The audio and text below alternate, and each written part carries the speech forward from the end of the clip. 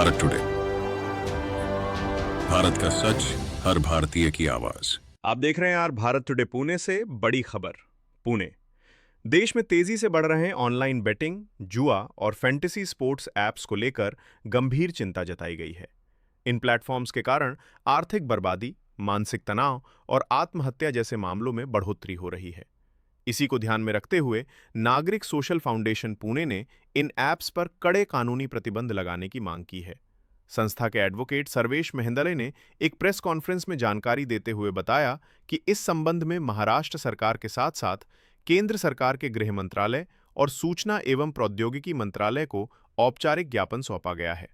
उन्होंने कहा कि इन ऑनलाइन प्लेटफॉर्म्स से हर साल हजारों करोड़ रुपए का नुकसान हो रहा है और जांच एजेंसियों ने इनके जरिए मनी लॉन्ड्रिंग व अन्य अवैध गतिविधियों की आशंका भी जताई है। फाउंडेशन का कहना है कि बड़े सेलिब्रिटी और खिलाड़ियों द्वारा किए जा रहे प्रचार के कारण युवा वर्ग तेजी से इन ऐप्स की ओर आकर्षित हो रहा है, जिससे समाज पर नकारात्मक असर पड़ रहा है। ऐसे में सख्त कानून और प्रभावी निगरानी समय की जरूरत है। इस अवसर पर अमेय सप्रे, प्रीतम थोरवे सहित अन्य पदाधिकारी उपस्थित रहे। ऐसे ही पल पल की खबर हेतु जुड़े रहें आर भारत टुडे के साथ।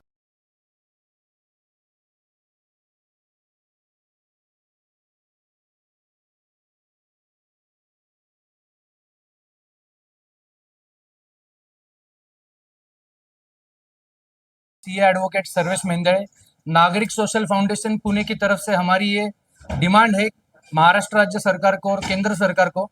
आपने जो promotion and regulation of online gaming act 2025 जो कायदा पास किया है, जिसके ऊपर अभी सुप्रीम कोर्ट में सुनवाई चल रही है, अभी फिलहाल स्टे ऑर्डर है, तो उसके अंतर्गत हमारी ये डिमांड है कि आप दो इम्प्रूवमेंट्स करना बहुत जरूरी है। पहली डिमांड ये है कि जैसे एक अल्कोहल अगर बैन रहेगा तो जो विक्रेता होता है, जो सेलर होता है, वो गुनेगार होता है, at the same time user भी गुनेगार होता है, बेचने वाला भी गुनेगार और खरीदने वाला भी गुनेगार। सिमिलर प्लेटफॉर्म पे जो ऑनलाइन बेटिंग एप्लीकेशंस बेच रहा है, एप्लीकेशन बना के रन कर रहा है, उसको आपने रोका है इस कायदे के अंतर्गत।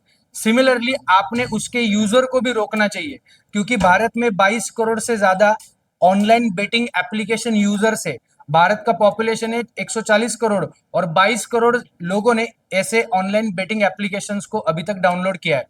केंद्रीय मंत्री अश्विनी वैष्णव जी, उन्होंने संसद में कहा है कि 150 आत्महत्या अभी तक हो चुकी है एंड 20,000 करोड़ से ज्यादा हर साल ऑनलाइन बेटिंग एप्लीकेशन में भारत का युवा वर्ग उसको लॉस करता है। तो ये बहुत बड़ा आर्थिक नुकसान होता है।